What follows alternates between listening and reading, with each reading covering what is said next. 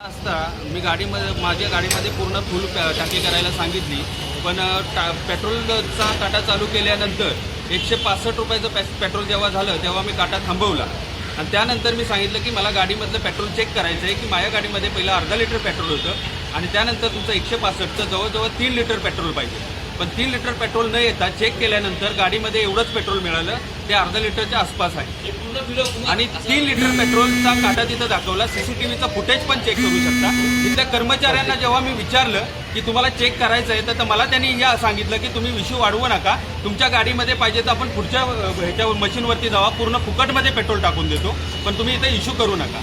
पण हे पब्लिकच्या बाबतीत असंच घडत गेलं तर आज मी गप्प बसलो तर सगळ्या पब्लिकला असंच फसवलं जाईल. तर ह्याच्यावर कारवाई झाली पाहिजे असं मला वाटतं आणि आत्ताच पोलीस स्टेशनला कंप्लेंट केले. पोलीस त्या आरोपीला घेऊन गेले आणि त्यासाठी सगळ्यांनी एकत्र येण्याची गरज आहे. कोपरखैरणे डीमार्टच्या पुढच्या पेट्रोल पंपावरती हा इश्यू झाला.